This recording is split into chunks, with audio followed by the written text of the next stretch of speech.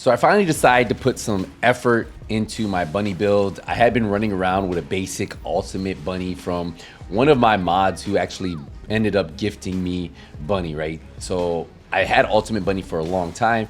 I had the basic bunny. I used bunny a ton during the open beta and then also during the technical test that they had right before.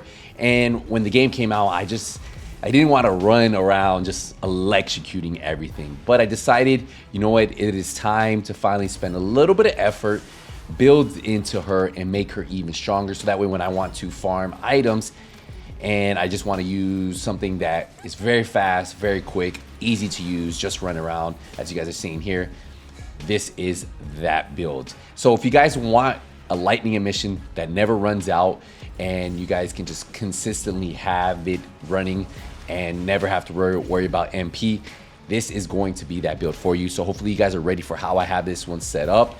Spent some time over the last day and a half and I just been putting some catalyst into it. So I was crafting catalyst, then I was doing it, so it took me a little bit longer because you know how catalysts take. They take forever you have to wait like for each one to be, you know, crafted.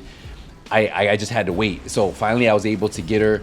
Leveling her is very easy and she's great for just farming materials, especially if you're trying to unlock other descendants, and that's why I really wanted her. But I think you guys see the point. I've been running around literally this whole time and I never have to worry about my MP running out. So let's get into the build, because a lot of you guys probably by now is like, yo, how did Skillz keep up his lightning emission 100% of the time and never had to worry about it running out? Because if you do, even if you run MP conductor, it can become a issue, and I'll explain in a section how you guys can run this two different ways, but this is how I have mine set up. So first things first is we are going to be running the Thunder Cage with this weapon. Is ideally how it goes. You can put whatever other weapons. I'm currently working on these two, but the Thunder Cage is kind of how I have this one set up. I don't even fire my weapon with this build 99% of the time, so you don't need to. I'll do a quick overview of my Thunder Cage near the end if you guys want to see that. So let's get into the mods, because this is how you guys want to have this one set up. Now we are running Bionic Fuel. If you don't have this one, you're going to switch out another mod, and I'll explain in a second. What this is going to do is going to decrease the speed of light, but it consumes HP instead of MP. And that's why I never had to really worry about running out of MP, and my lightning emission stayed up the whole time. Now we're also going to be doing something to help us keep our HP up, and I'll show you that in a second. We have Agony on here. What this is going to do is give us max MP and then also raise our defense. So to help keep our HP up, instead of just relying on the red balls that drop on the ground, HP Collector helps us with that. When defeating an enemy, instantly recovers 9% of max HP. Now there is a cooldown of 2 seconds because I have mine maxed out. I think it's 20 seconds or so, or maybe a little bit less when you have it basic. But yeah, you definitely want to get this up because that cooldown 2 seconds help you keep that HP up, and you can, when you're getting those kills, it helps out a lot. Now we have focus on electrics. This is going to give us electric skill power, and then it's going to give us skill cooldown. Now we do have focus on singular because remember that our lightning emissions is actually a singular skill, right? So we get singular skill power here and skill cooldown.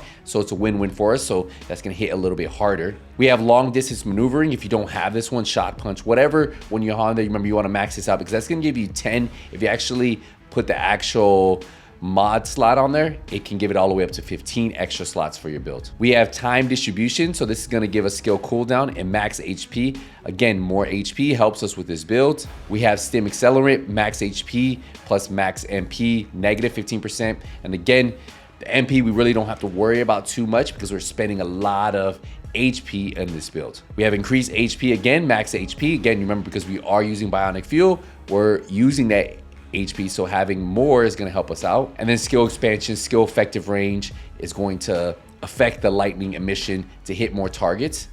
And then I plan on maxing this out, maximum range. I do have one, but if you notice, I'm 77 out of 78. My goal is to probably re-roll one of these module sockets. I probably might do this one. It's going to drop this to 8 and allow me to add more on this one. So that's probably what I'm going to do with maximum range, and then fully max it out. And then I still have one mod slot that I can use. Again, if you guys aren't going to use this or you don't have it, recommendation is put in MP Collector. You can put it right here. And what MP Collector is going to do is when defeating an enemy, it instantly recovers 12.2% of max HP. Again, this can be raised. But again, that is what I would put here if I wasn't running there, and then you could probably already max that out. So if you are going to be using this setup with Bionic Fuel, then you want an HP Collector. If you don't have this one yet, then just run MP Collector in the meantime. Now, what's great about this is we never run out of our lightning emissions, and that's what's so good about it. If you look here, look at it, take a look at this. Cooldown is 22 seconds. And then if you look at the duration, 23.2 seconds. So we should always have lightning emission up at all times. Now, what I want to do is show you guys my external components of Reactor. So my Reactor is a singular reactor, so it has Thunder Cage mounting. Obviously, you know we have that. We have electric skill power, and then we have singular skill power. Now, the two bonus stats I have at the bottom are skill critical hit rate and skill duration up. Now, I would rather have, instead of skill duration, I would rather have something like this that has, let me show you real quick, skill effective range. So I have one for another one.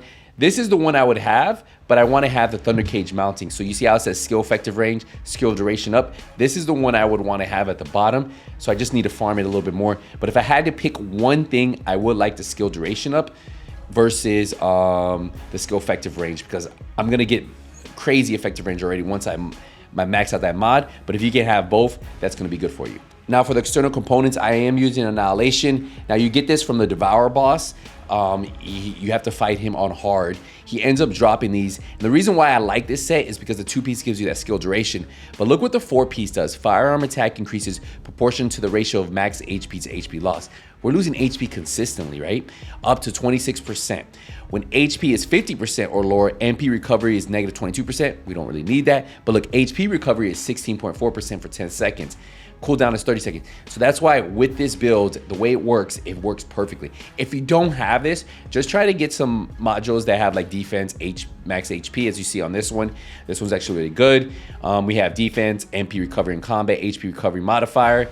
We have a max HP here. Then you have some resistance maybe, but in the max HP and max shield, kind of what you're looking for in this setup. So if you guys are looking, if you guys have this boss already unlocked, highly recommend farming this. Try to get this set because it works really good with the way this build is set up. But yeah, that is the build right there. Let me show you my Thunder Cage real quick.